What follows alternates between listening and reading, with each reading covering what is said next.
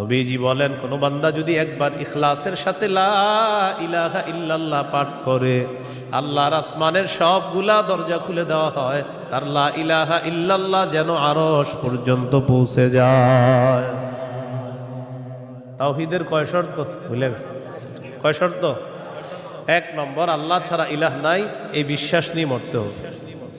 দুই নম্বর, আল্লাহ ছাড়া কোনো ইলাহ নাই, এই কথায় সামান্য সন্দেহ করা যাবে না।